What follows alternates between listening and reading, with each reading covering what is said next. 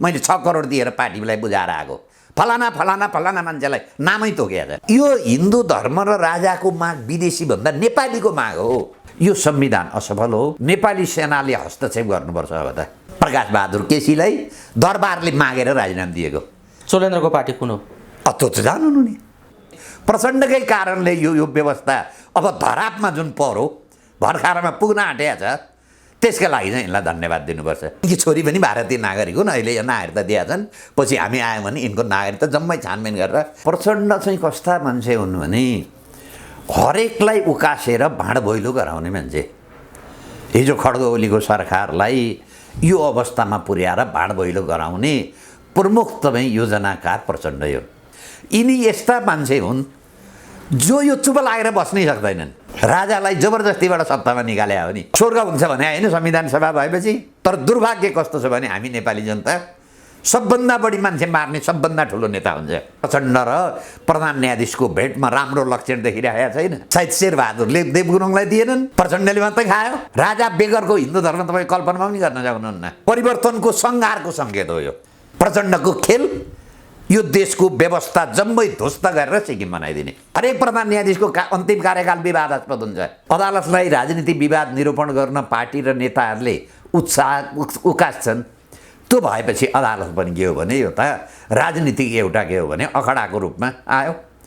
त्यही अखडाको रूपमा अब त्यतिखेर त तपाईँको कसैलाई लाइभ मनपर्छ, कसैलाई मन पर्दैन। अब यसलाई हटाउन पाएँ म आउँछु, त्यसपछि मेरो यो हिसाब किताब हुन्थ्यो। तमाम चाहिँ तपाईँको 10 वर्षसम्मको हिसाब किताब छ अदालतमा। त्यसैले यसको निष्कर्ष त के हो भने यो संविधान असफल हो, यो व्यवस्था असफल भयो।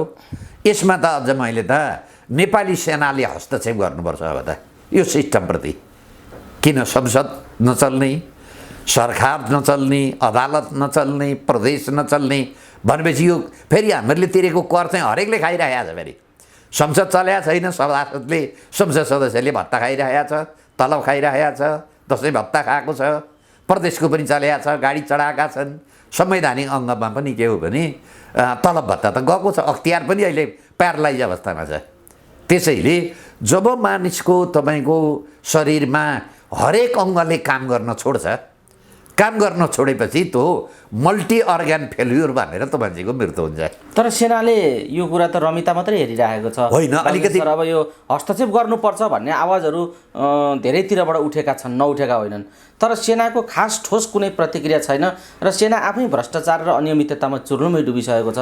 यो सेनाबाट आश गर्न सकिँदैन भन्ने खालको निष्कर्षमा पनि मानिसहरू पुग्न थाले। अब त्यो पनि एक खालको कोणबाट त्यो पनि छलफल भइरहेको छ। अब सेना भनेको खालि जागिर खाने सलामी र मलामीको मात्रै कुरो हो भनेदेखि त अब नेपाली जनताले त्यहाँ पनि प्रश्न उठाउँछन्। युएनमा जाने भाडाको काम गर्ने मात्रै हो यो सेना, यसबाट केही पनि हुँदैन भन्ने खालको निष्कर्ष अहिलेसम्म यो सेना चाहिन्छ, सेनाले अब केही भूमिका खेल्नुपर्छ भन्ने मान्छेहरू नै अहिले सेनाबाट अब केही पनि हुँदैन, यो चाहिँ युएनको भाडाको एउटा परिचालन हुने र जागिर खाने कुरा मात्रै हो, यहीबाट के आशा गर्न सकिँदैन भन्न थाले मान्छे। होइन, त्यो पनि एक कोणबाट छलफल भएको छ।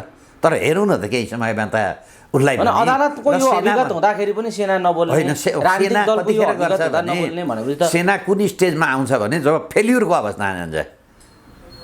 अब सुन्दैछु अब अदालतमा मुद्दा हुँदैनन्, अब बेन्च बहिष्कारका कुरा छन्, मुद्दा हेर्नुपर्ने बेलामा मिटिङ चलिरहेको छ। यो अदालत पनि के हो भने यो त युनियन भयो। अब ल क्याम्पसको तपाईँको चाहिँ युनियनको र विद्यार्थीको झगडा त अदालतमा आइपुग्यो। यसको यो म यिनलाई दोष दिन्न, म केलाई दोष दिन्छु भने यो सिस्टमलाई दोष दिन्छु। र अर्को मैले चाहिँ प्रश्न उठाएको, यी अदालतमा यस्तो गर्ने न्यायाधीश छान्ने न्याय परिषद, यस्ता प्रधान न्यायाधीश छान्ने संवैधानिक परिषद, यस्ता न्यायाधीशलाई तपाईँको इन्टरभ्यू दिने चाहिँ तपाईँको सुनवाई समिति जिम्मेवारी त तिनीहरूले लिनुपर्छ नि। यी कस्ता मान्छे छानेर पठाए त?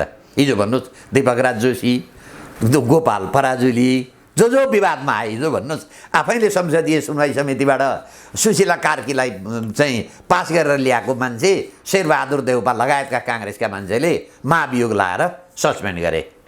त्यतिखेर सस्पेन्ड गर्दा यिनै चोलेन्द्र शमशेरले सुशीला कार्कीको के हो भने बचावट गरिदिए। त्यसपछि उनी हाजिर हुन पाइन्। यो त अब ठ्याक्कै नि बालकृष्ण सर, जस्तो एकदमै पेचिलो परिस्थिति अब चाहिँ एकदम घाँटी घाँटी भएको हो कि स्थिति, किलकिले लाग्न खोजेको हो कि यो अहिलेको प्रणालीलाई भन्ने खालको स्थिति यो प्रधान न्यायाधीशको भूमिका र अहिलेको आलोचना र यो विरोधले अहिलेको प्रश्नले पनि देखाइराखेको छ। यही बेला 2-3वटा महत्त्वपूर्ण घटना घटेका छन्, जस्तो चोलेन्द्र शमशेर राणा प्रधान न्यायाधीश पूर्व प्रधान न्यायाधीशका दैलामा पुगेका छन्। त्यो कुरा सार्वजनिक भएको छ। पूर्व प्रधान न्यायाधीशहरूसँग भेटघाट गरेको कुरा उनले स्वीकारिसके, मिडियामा सार्वजनिक पनि भइसक्यो। यिनी किन घर घरमा पुग्दैछन्, पूर्व न्यायाधीशका घर घरमा किन पुग्दैछन् र प्रचण्डसँग यिनको गोप्य भेटघाट एकदमै बाक्लो निरन्तर भइराखेको स्थिति छ। यो किन भइराखेको छ? अब यो प्रचण्ड खोज्दैछ। यो प्रचण्ड चाहिँ कस्ता मान्छे हुन् भने हरेकलाई उकासेर भाँड भैलो गराउने मान्छे। हिजो खड्ग ओलीको सरकारलाई यो अवस्थामा पुर्याएर भाँड भैलो गराउने प्रमुख तपाईँ योजनाकार प्रचण्ड हो। अब अहिले प्रधान न्यायाधीशलाई उचालेर प्रधानमन्त्री बनाउने दाउमा प्रचण्ड लाग्यो भन्ने पनि हुन सक्छ नि। हिजो हामीहरूले सर्वोच्च आयोगका प्रधान न्यायाधीशलाई प्रधानमन्त्री बनाएकै हो, त्यो काम पनि प्रचण्डले गरे हो। फेरि हिजो खिलराज रेग्मीलाई प्रधान न्यायाधीशबाट प्रधानमन्त्री बनाउने काम प्रचण्डकै काम हो। यिनी यस्ता मान्छे हुन् जो यो चुप लागेर बस्नै सक्दैनन्। एक एकवटा यिनीहरूले के हो भने विदण्डा गरिराखेकै हुन्छन्। यिनीहरूले एक दिन पनि कुनै विदण्डा नगरे भने यिनलाई सायद निद्रा लाग्दैन। चोलेन्द्रलाई प्रधान न्यायाधीश चोलेन्द्रलाई प्रधानमन्त्री बनाएर प्रचण्डलाई के बेनिफिट हुन्छ? अब उनै जानुन्। अब अहिले केपी शर्मा यो खेलका पछाडि, यस्तो खालको राजनीतिक खेलका पछाडि माओवादीको लक्ष्य के हो? पुग्ने यो भाड भैलो गर्ने। माओवादीको सिद्धान्त के हो भने देश ध्वस्त पार्ने। देश ध्वस्त पारेपछि मात्रै सिक्किम बनाउन पाइन्छ। देश ध्वस्त पारेपछि मात्रै यो देशलाई अफगानिस्तान बनाउन सकिन्छ। देश ध्वस्त पार्ने। अब जोड्नुहोस् न तपाईँको 63 सालमा माओवादीको आन्दोलन सहित 8 दलले गरेका आन्दोलनमा पृथ्वीनारायण शाहको शालिग किन तोडियो? पृथ्वीनारायण शाहको शालिग तोड्नु भनेको यो देश पृथ्वीनारायण शाहले बनाइदिएको मिलेन भन्ने न हो। अब यो जम्मै भाँड भैलो गरेर भन्नुहोस् न 5 वर्ष चलिरहेको सरकार थियो नि त केपी हो। बाँकी जनताले मूल्याङ्कन गरेर बिदा गरिदिन्थे नि, भाँड भैलो किन गर्नु परेको थियो? 2/3 सरकारलाई भाँड भैलो गरेर कम्युनिस्ट पार्टी नै सिद्ध्याइदिए। यी यस्ता धन्धोकारी मान्छे हुन् र सायद यिनलाई के हो भने यो व्यवस्था पनि फ्याँक्ने कसैले जिम्मा दिएको होला। र भोलि आश्चर्य के नमान्नुहोस् भने यिनी राजा पक्षमा गएर राजालाई राजा बनाएर म प्रधानमन्त्री बन्छु भनेर यिनले काम गरे भने त्यो पनि आश्चर्य नमान्नु होला। प्रचण्ड त्यसका लागि चोलेन्द्रलाई जम्मै जो हुनसक्छ। सजिलो बाटो खोजे हो। सजिलो बाटो खोजे। यिनले के गर्छन् भन्ने कसैको दिमागमा छैन। यिनको आफ्नो दिमागमा मात्रै छ। र यी के हुन् त भन्दाखेरि भाडाका मान्छे हुन् है। यिनलाई भाडा बापत कसले पैसा दिएछ यो व्यवस्था बाँट्नलाई? हिजो 47 सालको संविधान पनि यिनैले बाँड्दै नि। 47 सालको संविधान हुँदाखेरि 51 सालमा 9-10% नेपालको आर्थिक वृद्धि दर थियो। 17,000 मान्छे मारे। ती पढ्दै गरेका युवा 8-9 कक्षा पढ्दा गरेका युवालाई झोलाएर किताब छानेर बन्दुक भिराए। अहिले ती जम्मै कोही कतारमा छन्, कोही दुबईमा छन्, कोही चाहिँ के हो भने गाउँमा बसेर चिया पसल गरेर अपाङ्ग भएर बसे। जिम्मेवारी छैन। स्वर्ग हुन्छ भने होइन संविधान सभा भएपछि? के भयो त संविधान सभा? संविधान सभाले बनाएको संविधानको जात्रा देख्नु भएन? जात्रा त देखिहाल्नु हो। अब योभन्दा बढी नेपाली जनताले, तर दुर्भाग्य कस्तो छ भने हामी नेपाली जनता सबभन्दा बढी मान्छे मार्ने सबभन्दा ठुलो नेता हुन्छ। हाइज्याक गर्ने मान्छे तपाईँ यो पार्टी यो देशमा प्रजातन्त्रवादी हुन्छ। अनि कोदो रोपेर धान फल्छ। भाँड भैलो गर्ने 17,000 मार्ने मान्छेलाई नेता माएपछि देशै सिद्ध्याइदिन्छ। र अहिले प्रचण्ड र प्रधान न्यायाधीशको भेटमा राम्रो लक्षण देखिरहेको छैन। तर एउटा चाहिँ म तिनलाई धन्यवाद के दिन्छु भने प्रचण्डकै कारणले यो व्यवस्था अब धरापमा जुन परो भर्खरमा पुग्न आँटेको छ, त्यसका लागि चाहिँ यिनलाई धन्यवाद दिनुपर्छ। बालकृष्ण सर, यो अहिले एउटा प्रश्न उठेको छ, जस्तो न्यायपालिकाको स्वतन्त्रता, विश्वसनीयता र गरिमालाई चाहिँ कायम राख्नका निम्ति र स्वतन्त्रता जोगाउनका लागि प्रधान न्यायाधीश स्वयंले अब निकास दिनुपर्छ भन्ने कुरा अहिले उठेको छ। दिन सक्छन्? राजीनामा देलान्, अब निकास देलान् चोलेन्द्रले? के छ तपाईँको? यो नेपालमा जबरजस्तीको बाटो आयो। 47 सालको संविधान जबरजस्तीबाट फ्याँक्न पाइयो। राजालाई जबरजस्तीबाट सत्तामा निकाले हो नि। जबरजस्तीको शासन हो नि। सोधियो जनतालाई, ए राजा राख्ने कि फ्याँक्ने? जनता के भन्छौ? तिमीले मानेका राजा हिजो सोधिएन नि। जब यो देशमा हिजो भन्नुहोस् न तपाईँको गोपाल गलत मान्छे उनको गोपाल हो म ठिक मान्छे भने आएन, तर एउटा प्रक्रिया थियो नि त। यो पनि प्रक्रियाबाट हट्नु पऱ्यो। चोलेन्द्र शमशेर संसद छ, महाभियोगको प्रस्ताव राख, महाभियोगको प्रस्ताव पास गर। त्यसैका लागि राखे होइन। सडकबाट प्रधान न्यायाधीशको राजीनामा र प्रधान न्यायाधीशको पद तलमाथि हुने हो भने के संविधानमा लेखेको छ? प्रधान न्यायाधीशले चाहिँ के हो भने जुलुस लाएपछि राजीनामा दिनुपर्ने, वकिलले मिटिङ गरेपछि प्रधान न्यायाधीशले राजीनामा दिनुपर्ने। संविधान कानुनको शासन के भयो नेपालमा? जबरजस्तीको शासन आयो। त्यसैले यो जुन बाटो हाम्रा कानुन व्यवसायी पनि होइन, यिनै चोलेन्द्रले बिगारे नि त संविधान, बिगारे त। परमादेश जारी गरेर देउवालाई प्रधानमन्त्री बनाए। हाम्रो पनि त्यही हो भनेपछि उनलाई त्यसरी नै गलत जब त्यही भए संविधान किन चाहियो त? 17,000 मान्छे मारेर संविधानको औचित्य छ र बाँकी नै केही पनि रहेन नि। भनेपछि औचित्य नभए अब यो त जबरजस्तीको माइट इज राइट भयो। जुलुसका भरमा निर्णय हुने, वकिलले निर्णय गरे भने प्रधान न्यायाधीश र न्यायाधीश हट्नुपर्ने, यो कुन व्यवस्था आयो? यो सङ्कटको जवाफदेही त कसले लिनुपर्छ? यो व्यवस्थावालाले, प्रचण्डले लिनुपर्छ, केपी शर्मा ओलीले लिनुपर्छ, शेरबहादुरले लिनुपर्छ। रामराज्य हुन्छ भने नि नयाँ नेपाल, यो नयाँ नेपाल। कानुनको शासन कहाँ हो? कानुनको शासन केपी ओली त 2/3 पुग नपुग जनमतको प्रतिपक्ष दलका नेता हुन् नि त, गरिराखेकै। उनको पनि त जिम्मेवारी छ। तपाईँ हाम्रो ट्याक्स खाएको छ, तपाईँ हामीहरूले तिरेको करको तेलबाट यिनी हिँड्छन्, तपाईँ हामीहरूले तिरेका करबाट सुरक्षा यिनका सेना र प्रहरी यिनका घरमा गार्ड बसेका छन्। जिम्मेवारी छैन? स्वर्ग हुन्छ भने होइन 2/3 भएपछि भयो स्वर्ग, देखेको होला नि त। अब त म के भन्छु भने जम्मै नेताले जनतासित माफ मागेर अब जम्मै हामीहरूले यो शासन चलाउन सक्यौँ न, लगेर राजालाई बुझाइदेऊ। अनि मात्रै थियो त हिजो राजा पालन शासन हेऱ्यौँ नि त हामीहरूले। होइन ठ्याक्कै नि यस्तो बिन्दन थियो। मलाई थाहा छ, एउटा न्यायाधीशको घरमा डाका लाग्दा त्यसले डाकामा जाहेरी हालो भनेर त्यो न्यायाधीशलाई राजीनामा गराएको छ। तर्क के थियो भने दरबारको, तिमी विवादमा आयो, तिमी आफै मुद्दाका झगडिया भएर अदालत जाउँछौ भने तिमी सर्वोच्च न्यायाधीश कसरी हुन पाउँछौ भनेर प्रकाशबहादुर केसी सर्लाहीमा प्रकाशबहादुर केसीलाई कम्युनिस्टहरूले घर लुटेर चाहिँ उनको के हो भने घरको अन्न पानी सब लगिदिए, खाद्यान्न लुटे। उनले ढाका मुद्दा चलाए, ढाका मुद्दामा चलो मुद्दा, अनि दरबारले उसित के भन्नु भने राजीनामा दिएको। प्रकाशबहादुर केसीलाई दरबारले मागेर राजीनामा दिएको। अहिले हेर्नुहोस् त केही छ? पार्टीका सिधा पार्टीका कार्यकर्ता चाहिँ तपाईँको टिकट होल्डर अदालतमा न्यायाधीश छन्। चोलेन्द्रको पार्टी कुन हो? त्यो त जानु नि, उनको पार्टी खुलेको छैन। यी पार्टी सिस्टमभन्दा अलिकति अगाडि छिरेका मान्छे हुन् अदालतमा। हिजो 47 साल पछाडि चाहिँ पार्टीबाट छिरे। यी चाहिँ पार्टीको कोटाभन्दा अन्य कुनै कोटाबाट यिनी आए। ठुल्ठुला विवादका कुरा भएर किन पास गरे त? यिनी प्रधान न्यायाधीश किन नियुक्ति गरे? संसदीय सुनवाईमा किन फेल नगरे? भनेपछि प्रधान न्यायाधीशलाई दोष दिने कि नियुक्ति गर्नलाई दोष दिने? संरचना त बनाउनु भयो तपाईँ। तपाईँका घरमा चोर छ भनेर गार्ड राखेपछि त्यो गार्ड हुँदाहुँदै चोरी भयो भने दोष कसको? गार्डको होइन?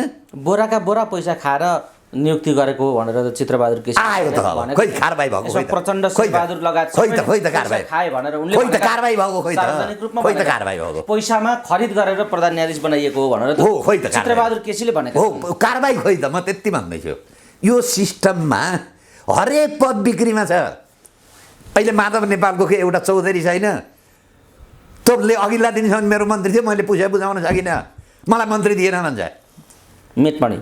नीलमणि के चौधरी, मेटमणि चौधरी कसैले खण्डन गरो? हरेक पद बिक्रीमा छ। अब पद किनेर आएपछि घुस खान्छ, सिधा कुरो हो। 5 लगानी गर्छ भने 25 कमाउँछ। तर त के हो भने पद बेच्ने मान्छेलाई प्रश्न उठाउनु पऱ्यो नि त, त्यसलाई प्रश्न नउठाउने।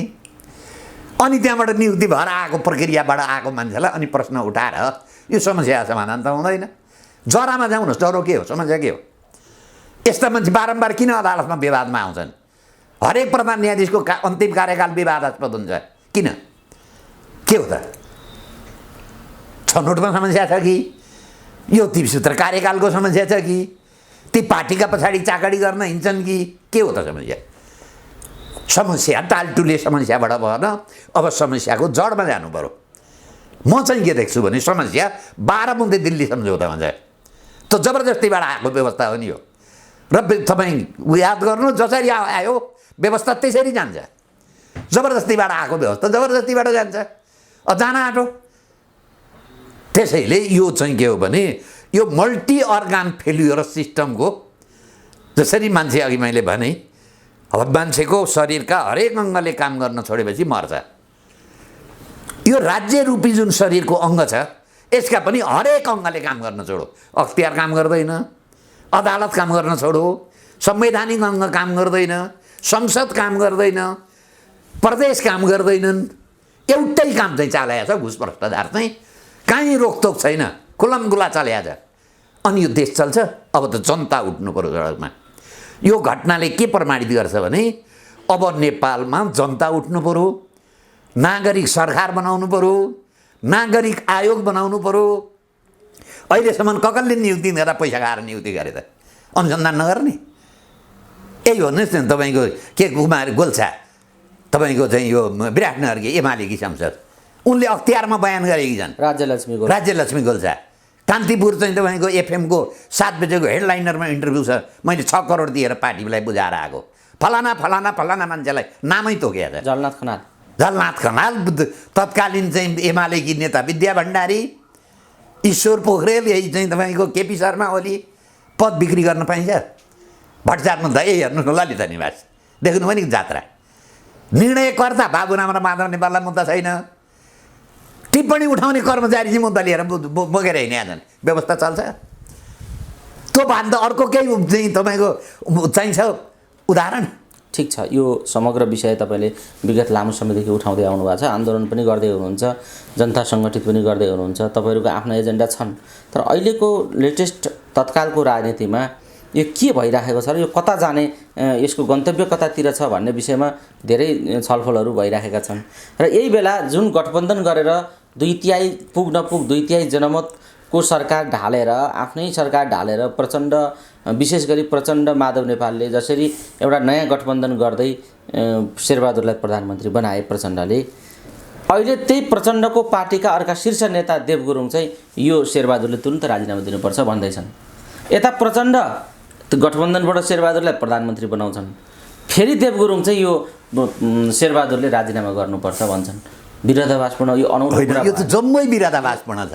के को सङ्केत हो भनेको? यो त असफलताको सङ्केत।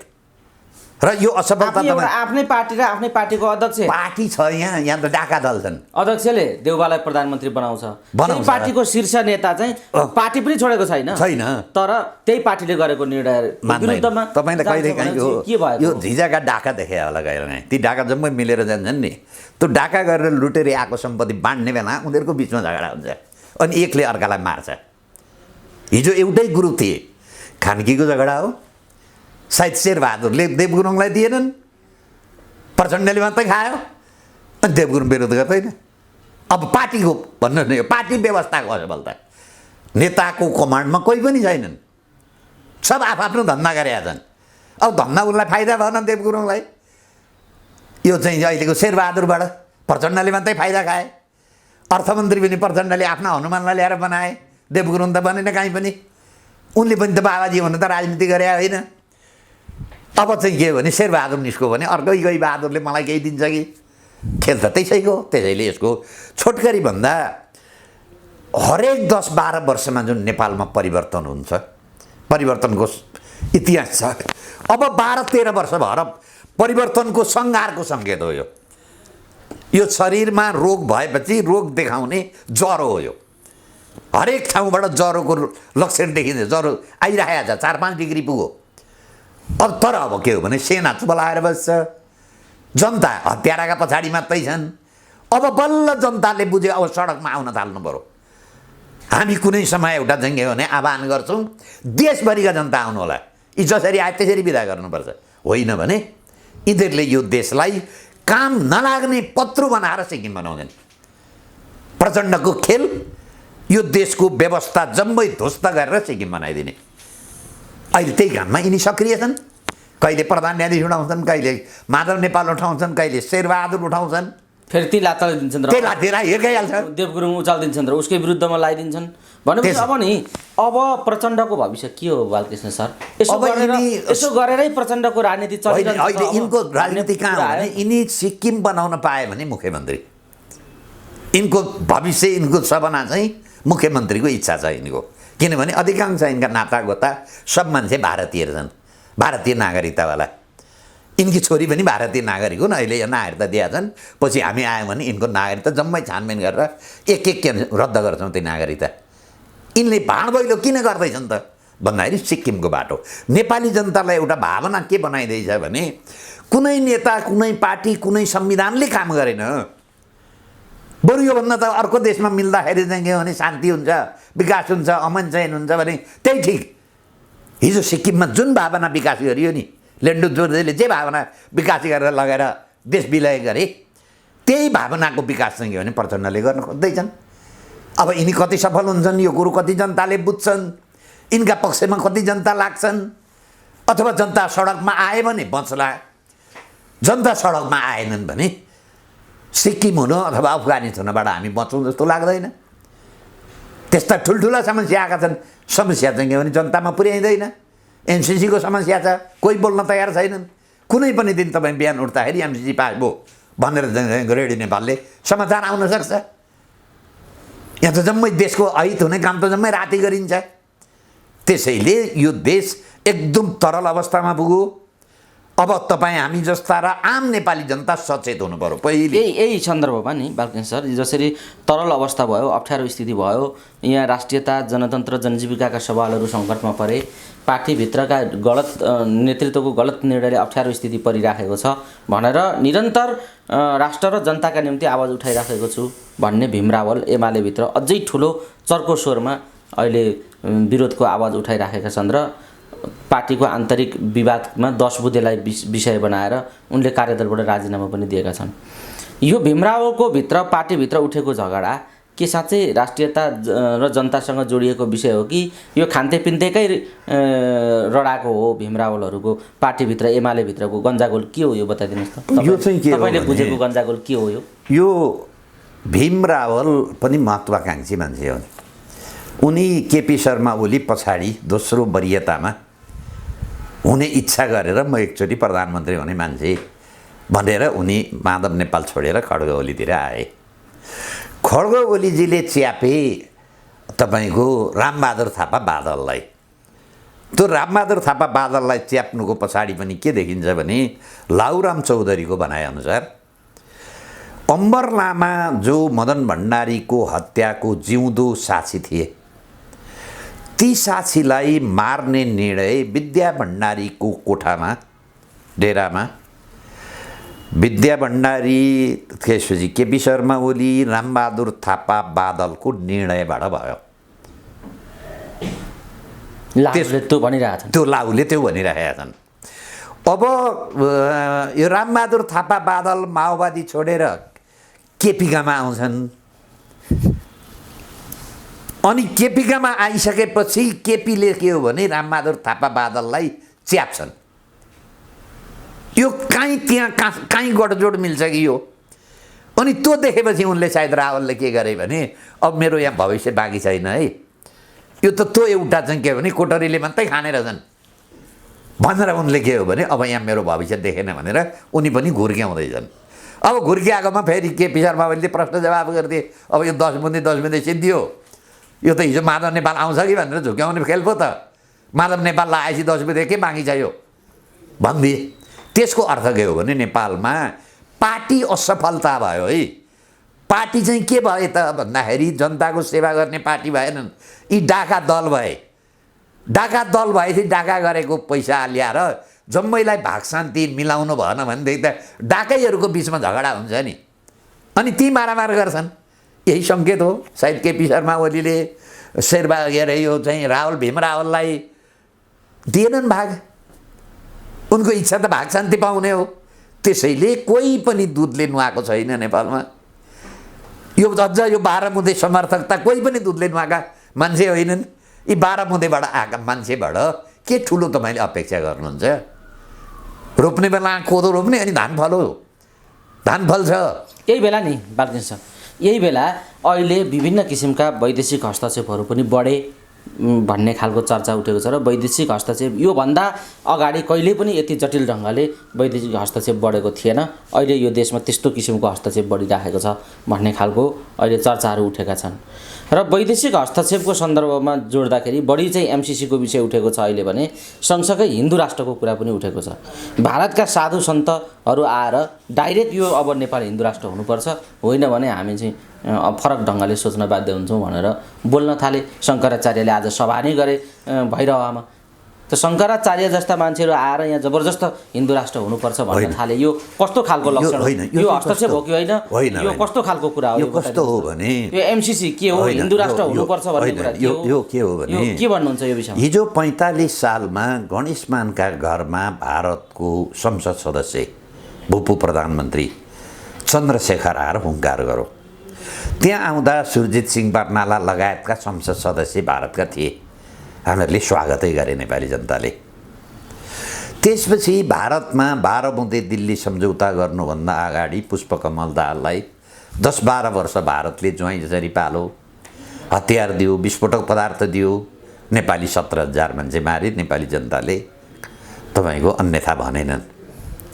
अहिले शङ्कराचार्य भनेको विश्वभरिका हिन्दूको आस्थाको केन्द्र, जसरी क्रिस्चियनहरूको पादरी भ्याटिकन। हरेक देशमा जाँदा राष्ट्राध्यक्ष जत्तिकै भ्याटिकनलाई को पादरीलाई स्वागत गर्छन्। शङ्कराचार्य नेपालमा अधिकांश हिन्दू जनता भएका ठाउँमा शङ्कराचार्य आएर आफ्ना अनुयायीलाई सम्बोधन गर्दा तपाईँ विदेशी हस्तक्षेप कसरी देख्नुहुन्छ? हिजो तपाईँको सीताराम येचुरीलाई ल्याएर राष्ट्राध्यक्ष सर पुनर्स्थापित संसदमा भाषण गराउँदा चाहिँ हामीहरूले विदेशी हस्तक्षेप देख्यौँ न।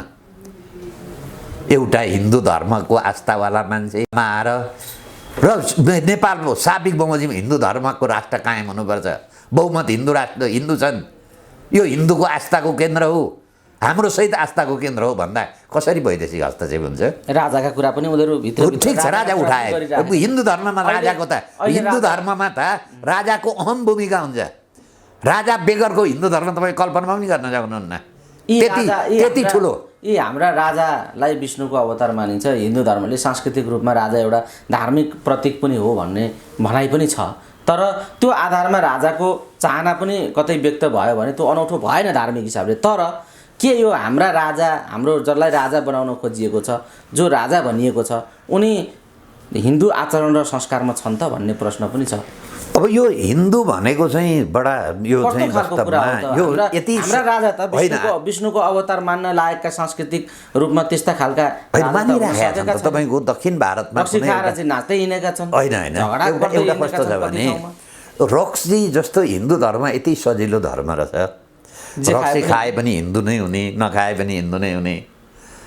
यो वास्तवमा धर्म नभन्दा नि यो संस्कृति हो, एउटा आस्थाको केन्द्र। आचरणमा त छैनन् नि त होइन, आचरण के हो त? एकछिनलाई हिन्दूको धर्मको आचरण यसो गऱ्यौ भने चाहिँ तिमी हिन्दू हुन्छौ।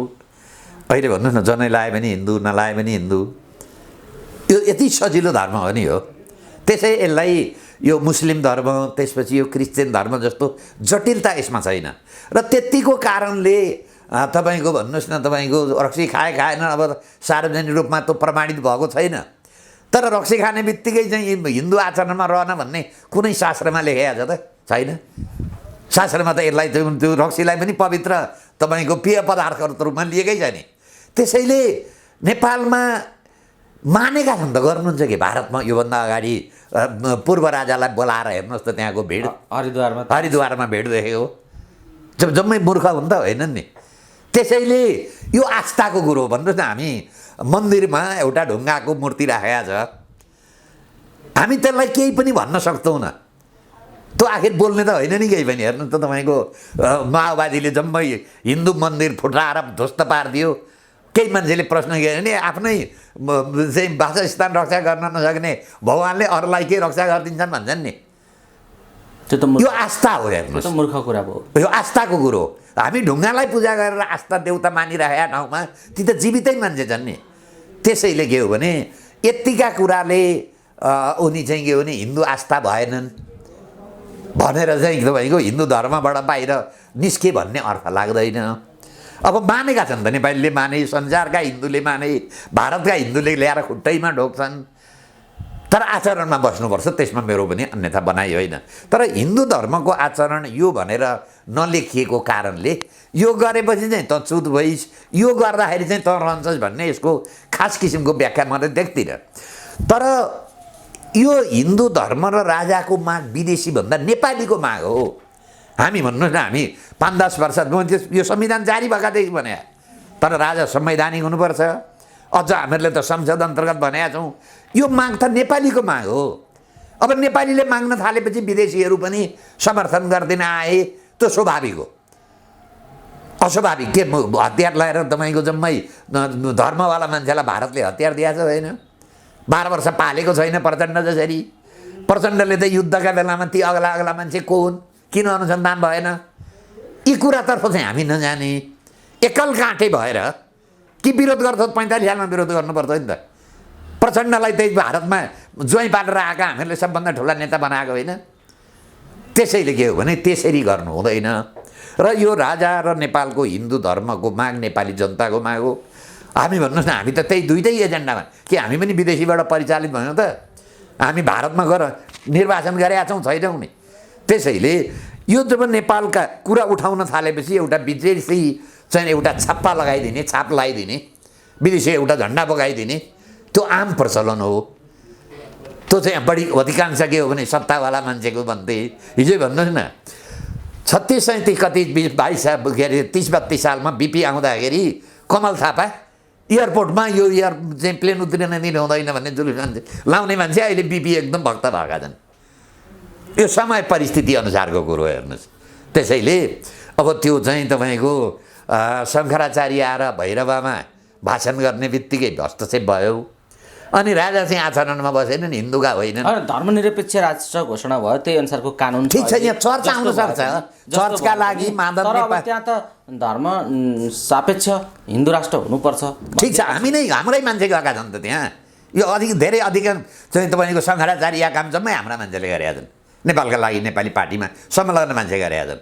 हाम्रै वरिष्ठ उपाध्यक्ष सुरेन्द्र भण्डारी जानुभएको छ, कान्ता चाहिँ डाक्टर कान्ता शर्मा जानुभएको छ, कान्ता पौडेल जानुभएको छ, हाम्रै महामन्त्री हुनुहुन्छ त्यहाँ। हाम्रा अधिकांश तपाईँको हिन्दू के अरे त्यो धर्मसँग सम्बन्धित मान्छे त्यहीँ छन्। के हामी त्यसरी विदेशीले परिचालन भएका हौँ? त्यसैले यो के हो भने अलिकति जनताको उभार आउने बित्तिकै विदेशी जुन छाप लगाइदिने यो आम चलन छ। शङ्कराचार्यले जस्तो तपाईँहरूको पार्टीले भन्नु र सिधै शङ्कराचार्य नै होइन, यहाँ चर्चले आएर त पादरी आएर भाषण गर्नुहुन्छ, आन्दोलन सुरु गरिदिनु हुन्छ। हिजो चन्द्रशेखरले आएर आन्दोलन सुरु गरेन? 45 सालमा देखे होइन हामीहरूले?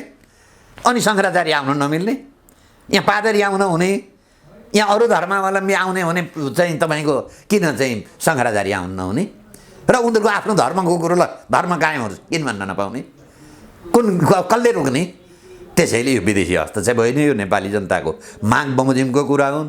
र राजा र नेपालको हिन्दू धर्म, तर शर्त राजाको के हो भने फेरि सक्रिय राजा होइन है। उहाँको अस्ति दसैँको चाहिँ वक्तव्यमा म सक्रिय हुन्न त भनियो, तर त्यसपछिका गतिविधि उहाँको के हो भने सक्रियतिर जान खोजेको हो कि फेरि तिनै वरिपरिका चाहिँ हनुमान खोजेको हो कि फेरि तुलसीगिरी खालका मान्छे खोज्न खोजेका हो कि? त्यस्ता सङ्केतहरू केही रहेछन्। त्यो सङ्केतको नेपाली जनताले विरोध गर्नुपर्छ। राजा संसद अन्तर्गत बस्नुपर्छ। शासन नेपालका जनतैका छोराले गर्छ। अब फेरि म जनता राजाले म शासन गर्छु भन्ने गरियो भने हिजो त्यही अपेक्षा राख्दा देशले यो अवस्था भोग्यो। अब फेरि त्यो अपेक्षा गर्न थाल्ने हो भने अब देश त नरहन सक्छ। त्यसैले जम्मैले संयमता भएर, हरेकले भन्नुहोस् न, संयमता भएर यो समस्याको समाधान एउटा शान्तिपूर्ण नेपालमा निकाल्नु नै जम्मैका लागि श्रेय छ है। कसैले पनि यो उराल्ने काम नगरौँ। जति उराल्छन् नि यो व्यवस्थावालाले उराल्छन्, व्यवस्थै जान्छ। र दुर्भाग्य नेपालमा के रहेछ भने नेपालको राजनीतिमा ब्रेक रहन्छ। जति कुद्छ बिना ब्रेकको कुदिरहेको छ। अहिले यही जम्मै यो बिना ब्रेकको समस्या हो। ब्रेक कहीँ राखेकै रहन्छ। प्रधान न्यायाधीशलाई पनि ब्रेक लाउने ठाउँ छैन, संसदलाई पनि ब्रेक लाउने ठाउँ छैन, अख्तियारलाई पनि ब्रेक, बिना ब्रेकको गाडी कति दिन चल्छ? यो चाहिँ भने यो त त्रिभुवन राजपथमा बिना ब्रेकको गाडी हामी कुदाउँदैछौँ, कुन दिन यो भड्खालामा जान्छ? त्यसपछि राम राम भन्ने बाहेक हामीसित अर्को कुनै उपाय रहँदैन। तर यसमा नेपाली जनता सचेत भएर सशक्त बसेर सङ्गठित भएर आन्दोलन बाहेक यसको कुनै समस्याको समाधान छैन। त्यसको नेतृत्व नेपालका लागि नेपालीले हामी गर्छौँ। हाम्रो कुनै मतलब हामीहरूले भने भन्दा बाहेक हाम्रो त्योभन्दा कुनै लुकेको कुनै लक्ष्य छैन है। हामी जे भन्छौँ हाम्रो हातमा आयो भने त्यही गर्छौँ। प्रचण्ड एउटा भन्ने अर्को गर्ने हुँदैन र यिनले एउटा भनेर अर्को गर्ने गर्दा यो देशमा जुन यो खाडलमा पुर्याए त्यसको दोष 12 बुँदे दिल्ली सम्झौता गर्ने र यो संविधान जारी गर्नेले लिनुपर्छ। नेपाली जनताले एक हिसाब किताब निकाल्छन्। हस् बालकृष्ण सर, अमूल्य समय दिनुभयो, यो महत्त्वपूर्ण समय र विविध यो कुराकानी को सन्दर्भका लागि धेरै धेरै धन्यवाद दिन चाहन्छु। तपाईँलाई पनि धन्यवाद।